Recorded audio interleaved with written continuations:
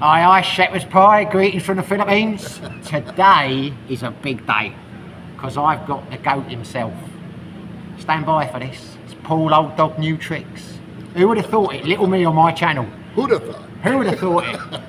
But I've got him. I would have made it this far. Coming live from Dumago. Yeah, you know, I've made it, mother. Anyway, thanks for sitting down, Paul. Sure. It's very much appreciated. My pleasure. Well, let's start from the beginning, Paul. Okay. Where did it all start? Where are you from, mate? I'm from America and lived in California for 31 years and then lived in Nevada for 31 years, even split. And I've been out here for going on 7 years. So where were you in Nevada? Were you in Vegas or? Las Vegas, yeah. Las Vegas. Yeah, yeah. How long were you there for? 31 years. I lived there for 6 months and nearly killed me. I don't know how you did it for 31 months. Well, 31 years, sorry. I tell you can't go home. Because it's not the Vegas I used to know. It was the cheapest place on earth for the longest time. And then things changed. So it's very, very expensive now. Yeah, well, the last time I was there would be about 9 years ago. I've heard it's gone up a lot. Oh, it's brutal. So what were you doing there then? What were you doing for a living? Well, I worked in the car business, and I worked at a car dealership. I was a finance manager, and I did that for going on 30 years between California and Nevada. I'm sorry, I've got the old. There's no stabilisation on that one, so if we can try and keep the table a bit. Okay. So. Am I moving too much? You were. All right. But I'll let you off, mate. All right. So you were a car salesman, were you? I sold cars for 2 years when I first got in the business, and then they promoted me to finance, and that was the end of that. That's where I stayed. You know, the funny thing is, I was talking to a mate next to me in Sydney last night, and I told him I was interviewing you, and he said, "Who's he then?" I put the video on, no bullshit, he's a Canadian guy. Within 30 seconds he said, "He's like a car salesman." So there you go. Yeah, on the pecking order of people that people hate, all right, you got lawyers, car salesmen, and crack whores. You missed that. I'm second up from the crack whores. I don't think I'm even second up, mate. So you enjoyed that? You must have done 31 years. I hated it. Really? I hated it from day one. Wow. And the way the car business operated and worked and ran the business model of selling somebody a car, I think it was broken. It was broken from the start. It went against my nature, but you got to put food on the table. And yeah. I was raised, or I came into my working years in the 1970s. Right. And for those that remember the 70s, that was super high inflation, super high unemployment, and if you didn't have a total skill set with a high school degree, I didn't have any college, I wasn't an engineer, I wasn't a carpenter, I didn't have those kind of skills. That was kind of just the job you could get.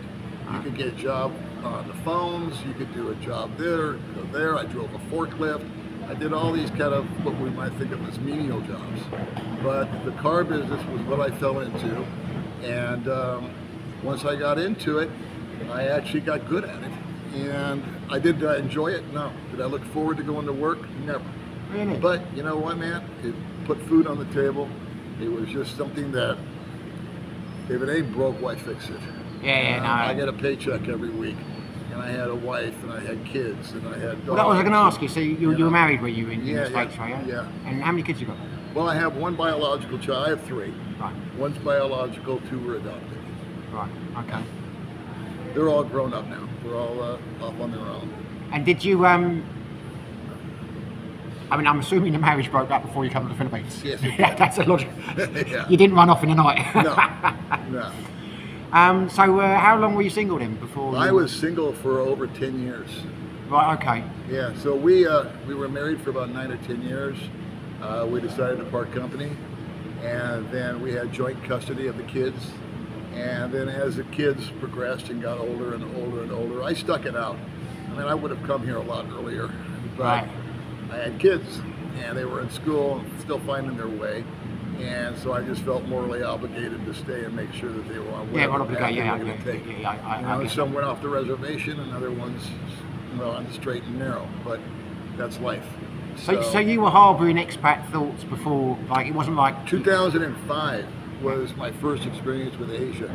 I was invited by a friend of mine that was in Thailand. He was vacationing there. And going halfway around the world never even entered my brain. I mean, for me, a big trip was to go to Canada or to go to Mexico. And I've been to both, but that's as far away from the States that I ever left. And it just never entered my mind to go to some exotic place halfway around the world. But what about Mexico? Because a lot of Americans retire in Mexico, don't they? That didn't I didn't appeal to like you? Mexico. And I went to Mexico when I was a kid. When we were 18, we could go across the border and we could drink and raise hell. And that was my experience with Mexico. But at that time, it just didn't float my boat. I didn't care. I mean, I liked the food, but as far as a place to live, no. And what happened was my friend invited me in 2005 to come hang out with him, and he says, all you got to pay for is a plane ticket, man. And it just so happened that I had time off, and so I went. And I went for a week, and I ended up staying 4 weeks. And where was this? It was in Phuket, Thailand. Phuket, right, okay. Yeah, yeah. And so while I was there, it was a total eye-opener. And I saw how the other half lived, if you will. You know, because I always pictured myself retiring in America, buying the motorhome, and taking the yearly trip to Yosemite. And that was kind of my mindset until I got on that plane and got to Thailand. And I just saw the cost of living, I saw the people, I experienced the food, I experienced the culture, and the die was cast. And in 2005, I came home and I said, that's it. I'm gonna live in Thailand. So you were counting the days from that point onwards till you... Yeah, it was still a bit early at that point. I still had things going on and things to do and kids to raise and work to do and mortgages to pay and all that happy stuff. But it never left my mind. I knew it was amazing. The transformation that just clicked in my head. And there was nothing wrong with America at the time. Now, 2005, it was fairly benign. Everything was good. The economy was good, all that. So there was no angst or all the dissension that you see these days, 20 years later almost. But once I was there, once I experienced it, and I just said, okay, that's it. And it gave me kind of an inner peace. It was like, because you knew I said, you know what? That's the best thing that could have happened to me. And so I know what my future is. And it's not this. It's not going to be the proverbial American dream where, like I jokingly said, you buy a Winnebago when you turn 65 and grab the old lady and the dog and, you know, go to Utah for the weekend. And then I went back. I went back to Thailand in 2009. For another holiday? Yeah. The reason for that was the crash of the economy. And so everything that I had worked for got swept out to the ocean. And that was a very depressing, dark time. But my father, God love him, he said, here's some money, man. He says, you've been through a lot. You've been through a lot with the wife. You've been through a lot with the kids. You've been through a lot with your health. He says, if anybody needs a break, it's you. He says, and I'm going to finance it for you. So he gave me $6,000. He says, call this an early inheritance. And in 2009, I went to Thailand, and I lived there on $6,000 for about 10 months. I was having a little apartment. That's good going, that is. Well, yeah, it was. I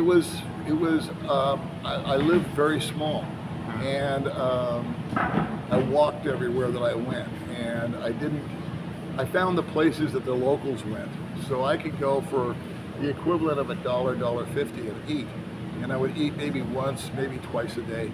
I lost a lot of weight while I was over there. I got healthier while I was over there. And I just went through the money and said, okay, well, I'm rusted up. I've got to get back and go back to work. So you did very well, mate, because Phuket's one of the most expensive places in Thailand. Phuket's a lot more expensive than the other islands. Right. Well, back then, maybe it's different now, because I've since revisited it with my wife. And it's like quadruple what it was back then, as far as prices of everything. COVID was not good. No, for a lot of things. But I had a very inexpensive, simple apartment. I didn't own anything. My friend loaned me a scooter to drive around, which I'd take every now and then. And I didn't wander too far off the reservation. I just did a lot of introspective stuff, a lot of walking, a lot of talking, get together with my buddies once a week. You found yourself. But huh? You found yourself. Yeah. It's for me. I like being alone. It's, believe it or not, I really like downtime, and I'm cool with myself. And it was just a much needed break. And then when I came home from that, that's when I started counting the days, because I knew that retirement's starting to get close. Not too far away. And in 2012 is when I started to watch YouTube videos, and I would Google best places to retire overseas, because my primary thing was financial. I mentioned earlier in the video, I hated going to work. Yeah. Well, I hated it the first day, I hated it the last day I did. It was just not my cup of tea, but I did it. And so I said, I just don't want to do this anymore. I don't want to show up anymore. Material things became worthless to me. I saw how they got old, they deteriorated, they got small, they got outdated. What's shiny today gets dull and rusty in 3 or 4 years, or what months, whatever it might be. And so I just sort of shed all that also. And so when I came over here, I said, I just want to make sure I can live on my Social Security. And I knew what my Social Security was going to be. And I watched all these videos that showed other guys were living here beneath that. And I said, cool. And so whenever I Google best places to retire, it's no longer there, but back in the day, Dumaguete, Philippines came up as #1. In Forbes, it came up for many, many years, and that's when there was a great influx of foreigners into the Philippines and into Dumaguete because of that Forbes rating. And then if you went on TripAdvisor or Trip.com, all these other websites about places to retire, if it wasn't Dumaguete, it was the Philippines. So I planned on Thailand. And then when I started to really dig into it the last year, I looked at visas, and I saw the visa. I knew the visa was a pain in the ass when I lived in Thailand. I always had to make border runs. Yeah, but how old were you when you retired? Sorry? How old are you when you retired? 62. It's a piece of piss, mate, once you're over 50. The retirement fee, to retire in Thailand over 50, you need to have £18,000 in the bank, or a pension of £1,600. Right. And you just pay $2,000 for the year, and it does for the year. Right. I mean, when I was living there, it was a nightmare because I was under 50. But the second you get 50, it's easy. Right. Well, when I was there, it was a nightmare. Yeah. Because I was the same. Yeah. Going back and forth to Burma or Myanmar, or whatever you call it now. And then I also struggled a lot in Thailand with the language.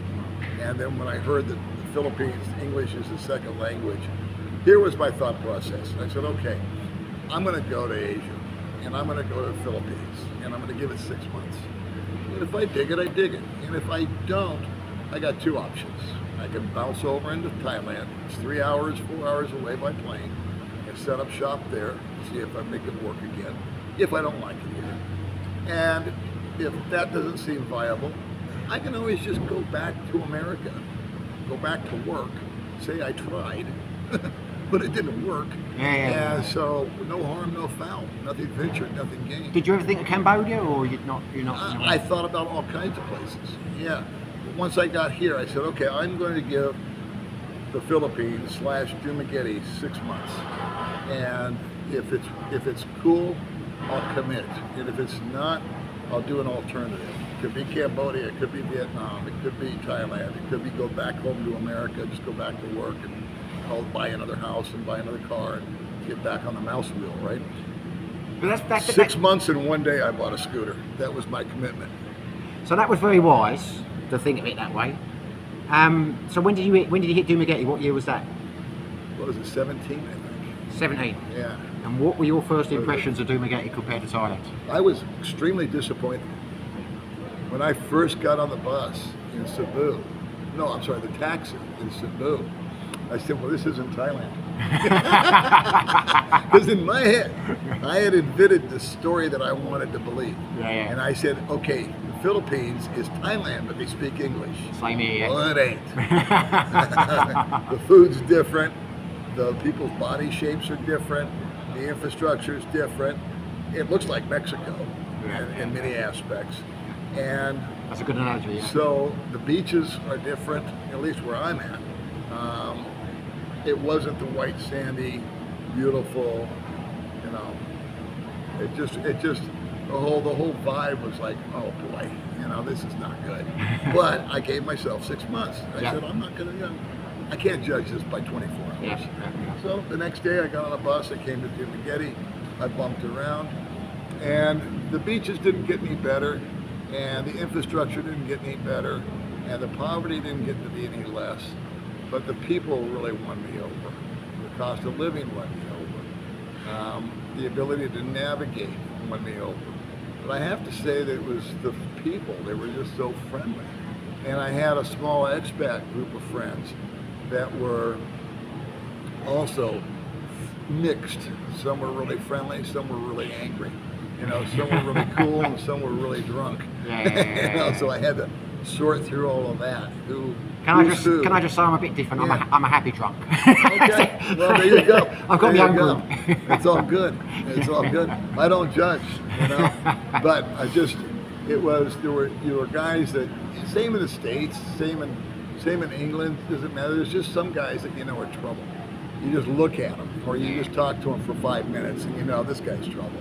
And so I sorted all through that, and it's sort of like I need to pick and choose my company, and it's the same with the Philipinnes and my landlord and where I'm going to live.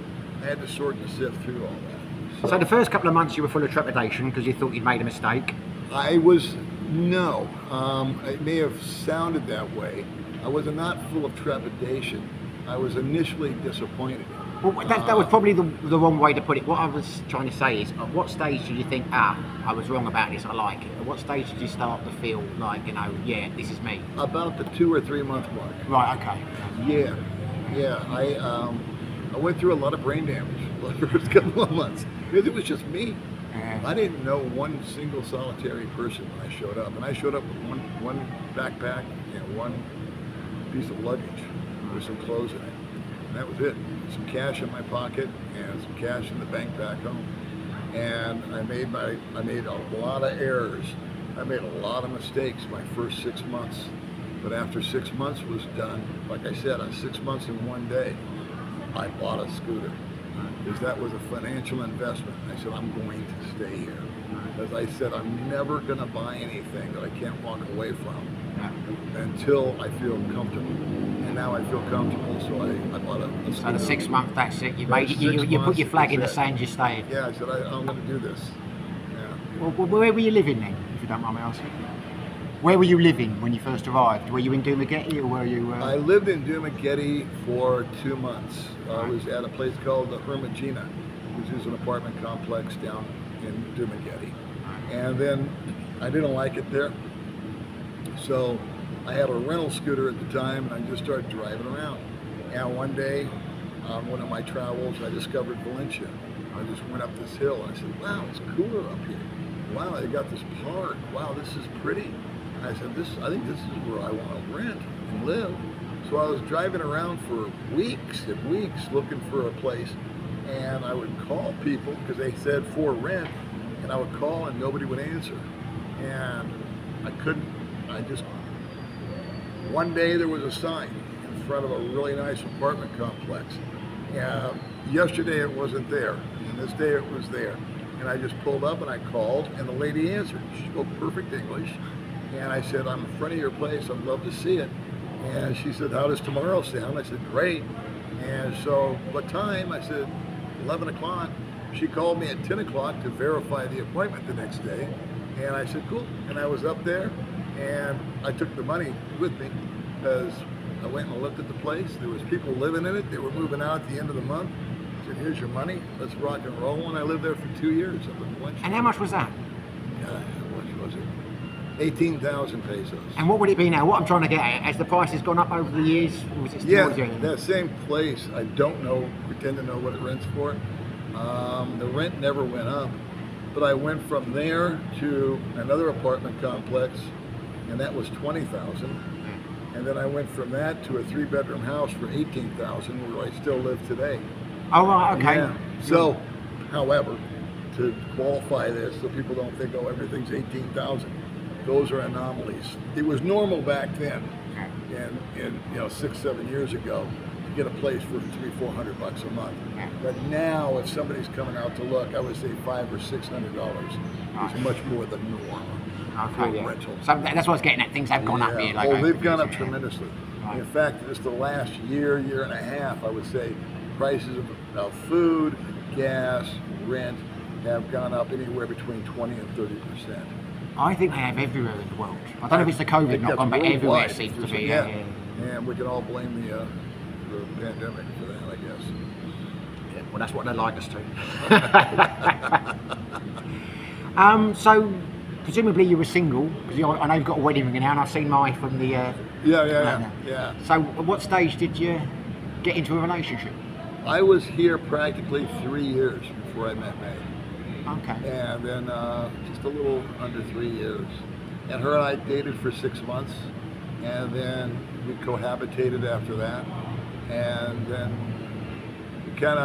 we went through a few rocky periods the first year, but we straightened that out.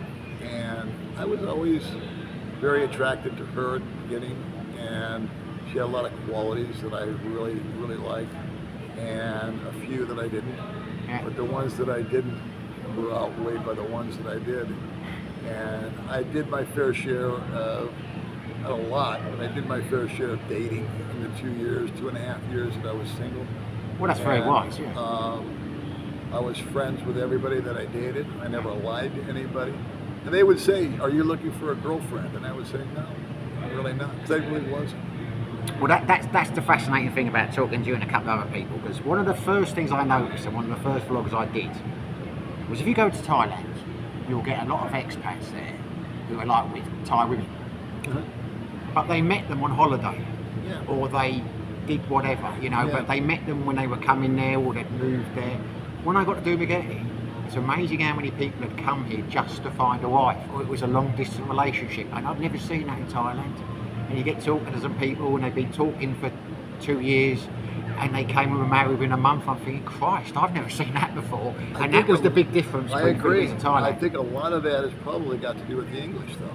Yeah. If you're speaking to someone in Thai, a long distance relationship, there's going to be a lot lost in translation, unless you speak their language. But I didn't see a lot of that either. I saw a lot of guys that were in Thailand that had wives were generally women that they met at a bar. They worked at a bar. A lot of I never girls, felt that was really the greatest place to work, is to marry a bar girl. Nothing against bar girls, but you know what I'm saying. The funny thing about that, I would say about 80% of all the expats who live in Thailand marry bar girls. Yeah. But they'll never say that. They worked in a hotel or they worked in You only find out down the line. Yeah, but, she was the 7-Eleven. So how long have you been married to May? We will be married February 17th. What is this, January 10th or something like that? 11 months, to answer your question. Yeah. 11 months? Our 1 year anniversary will be next I month. didn't know that. I thought you'd been married. So you're a similar time to Mark Thornton then, because he got married. I think he got married about a year before me. Oh, it's longer, is it? Yeah. I'm very pragmatic. Because if I'm going to commit, I'm going to commit. I'm all in. And so with me, it was the same thing. We dated for at least 6 months. And not 6 days, not 6 hours, not 6 weeks, 6 months.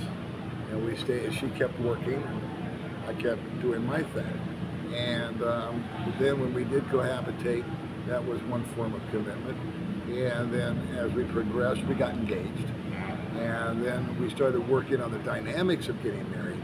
And we would have gotten married earlier if the process here wasn't so long and difficult and drawn out. Oh, is it a hard process here, is it? Oh my God, it's ask anybody to get married. It's not like you just go to the justice of the peace. You have to provide so much information. I have to prove I'm single. She has to prove she's single. It's called a cinnamon. Since I was married before, I had to have divorce papers. They lost our papers. We had to go to this entity. We had to pay this. We had to take a class. They lost the papers again. And, and so in Vegas, you could drive up and have, an Elvis impersonator marry you on Thursday, and then you could drive back on Friday and get divorced. That's how simple it is there. My first marriage was in the Excalibur in Las Vegas. I rushed my They popped you in, they popped you out, they put a fake tuxedo on you, and that was that. Yeah, but here, totally different dynamic. So, and before all that, I called my wife by project because we wanted to open her up a bank account. That took 3 days. I wanted to get her a passport. That took months. To get her a driver's license. That took months. Everything takes months and months, for us at least, to get her. I wanted to get her dialed in. And then finally we got her out of the country. We took a trip to Thailand, of all places. We went to Phuket together. I remember seeing the video. She didn't want to come back. No. We'd get on a plane today if it was up to her. She loved it there. Yeah. But I think that'd be quite difficult for her to move there though, because I know I was telling you how easy it is for you to go. You've got to have double the money if you've got a dependent. So then it becomes very hard if you're being, you're talking big money then. It's one thing when you're a single guy just to bounce in and out. You know, you're buying one plane ticket. When you go out to eat, you're buying one hamburger, et cetera, et cetera. So yeah, when you're married and you have somebody else, it does. The visa requirements get very difficult. So yeah, we have to budget for those kind of things. And I did go to America by myself a couple of years ago to see my father for his birthday, and she didn't go because she couldn't get in anyway if she wanted to. But that's the only time we've been separated is when I went to America. Let me ask you one question because it fascinates me about the dating. Because when I got here, I mean, I'm a single guy, I date. Found when I got to Dumagetti, dating was no problem. Sikio, they bring chaperones 2 or 3 at a time. it's like a different world over there. Yeah. Did May bring a chaperone on your first date? She did not. Okay. No. Right. But May was older, so I don't know what age bracket you're dealing with. But when I was with Mark, he said Mark when he dated Jake, her mother came and her aunt. So it's like I know it does happen to Dumagetti. Mark's wife is 10 years May's junior. Yeah. May was 30 something. Yeah, so it'd be a bit strange. So she was already living on her own. She had her own job. She had her own place. She lived at a boarding house with her sister. Her parents were off over there, and so no, I get it. If May had been the same age, 21, 22, 23, something like that, there's a good chance that her parents would have sent a sister or something with her. I respect that. I admire that. Well, the interesting thing is, because I've been out for a few dates in Sydney when they bring the old chaperones. If they bring them on the second one, that's all right. The third one's a bad sign. But I thought the chaperones were to make sure that you don't do anything with them. Mm-hmm. But when you get talking to them, it's so they can go back to the village and say nothing happened between them. It's to keep their name clean, apparently, because other people will think something's happened. So, you know what I mean? I never looked at it from that perspective. You wouldn't, because that's not normal. Yeah. In our countries, a chaperone is just that. Yeah, it's just someone to leave you alone, but be over here, there's a bodyguard. Yeah. All right, so don't try anything, pal. Yeah. You know, no, it's the opposite over there. It's to keep their name clean. So here, it's the opposite. Yeah. It's like if anything did happen, they'll endorse it, but they'll go back and tell the village nothing happened. Because here, saving face, reputation, business, just like Thailand, saving face is everything. It's the biggest thing there is. Yeah. Okay, so you were living quite comfortably. I've kept you along. I'll draw it down because I'm very conscious of your time. You were living comfortably. You were like on your social security. You had a good life. What made you get into the vlogging? That was, I was here 2.5 years before I started the YouTube thing. And the genesis of that was from a Facebook video. I was doing Facebook videos for my family and for my friends and relatives back home. That's the way I stayed in touch with them. I'd say, hey, this is my apartment. Hey, this is the beach. Hey, this is the mall. You know, just showing them around, taking them with me. And they'd send me messages and call me on Facebook. And that's how I was staying in touch with my sister and my friends from work and cousins and whatnot. And then I did a video called Why I Moved to the Philippines. And I posted it, and a bunch of people contacted me and said, you need to do a vlog. And I said, I don't want to do a vlog. And they said, no, we saw that video is a lot different than what we're seeing with everybody else. And I said, well, yeah, but that's just a one-hit wonder, you know, that's just what I'm doing. And plus, I don't know how to set up YouTube. I am technically not even challenged. I mean, it just doesn't work. I couldn't figure it out if I could put a gun to my head.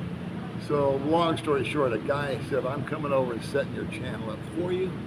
You just make videos, I'll make your thumbnails for you, I'll post it for you, I'll set it up. A guy named Monty Crew. And he said, and then I said, why are you doing this? He says, well, I just think you should do it. And I still said I don't want to. And he said, well, think of it as a video diary of your life and something your grandkids can watch, because Facebook might go away, YouTube might go away, but at least you're doubling your options here of keeping a recorded history of your life. And I said, sold, I'll do that. Because I would like for my grandkids, great-grandkids, whatever, you know, when they're standing around saying, why am I screwed up? Why is nothing working in my life? It's his fault. They look at the video and they go, well, I come from this idiot. I got his DNA. And how long has the channel? It's about 5 years, mate, you were saying? 4 years, yeah? Yeah. Well, 4 years, I think it's been we've been on the channel. 4.5. Yeah. Well, I'm glad he did it. Started in July. Yeah. I'm glad he did it, mate, because you're bloody good at it, I tell you. No, it's been a labor of love, really. It was like we were talking earlier. I said I worked for a year and didn't even get monetized. I didn't make any money or have any ads or anything like that. I couldn't buy a subscriber. Nobody would subscribe. They would watch it, but they wouldn't subscribe to it. And now you got 82,000. And now there's 80,000. Yeah, well, there you go, mate. It's because you're so charismatic. Oh, stop. No, I tell you, I don't like smoke up people's asses. Since I started vlogging, I'm like over there in City Hall, and I'm asking people which channels they like. Yeah. And without fail, I mean, Sunshine Shoulders, they love it, I say, because he's so honest. Yep. You, I say, he's so charismatic, and everyone says you're charismatic, and I'm like, okay, I'll start watching those, but that's the... Mark Thornton's the people who are interesting. Yeah. They all fancy the Filipino Pete. You know, I mean, they've all got their things, Absolutely. but everyone without, I said, why do you like his channel? I said, well, he's charismatic, he's got something about him. So I'm not just saying that, I'm just saying that's what they like. I appreciate the compliment. It's, for me, I just try to speak from the heart, and I always try to tell the truth. I never lie. Well, that's important. Sometimes I misspeak unintentionally. I may throw out a number that's wrong, but it's not intentional. But the trolls pick up on that straight away. That's fine. You know, those guys don't bother me. But I think it's just, one guy told me it's very organic. Because I just sit on my couch. Yeah. No, it's natural, mate. You can't get more natural than that. And I only use my phone. And that's how I started, and that's how I'm at today. And so, hopefully, I think that what's rewarding to me with the channel is the guy, I've spoken about things that are very personal. I've spoken about a lot of failure. I've spoken a lot about times that were very dark and very desperate times, you know, where you feel very vulnerable and alone and unhappy, and you're stressed and you're worried. And the big feedback for me was guys wrote to me and they said, wow, he said, you know what, Paul? I love your channel because I thought I was alone in that problem. Interesting. You know, my kid has a problem with drugs too, and I sat up nights worried about him. And when I heard you say it, it made me feel better. Yeah, well, that's nice. There's another guy, that's nice. you know, that's out there like me, and I'm not the only one. Yeah. So that's what was. That's lovely.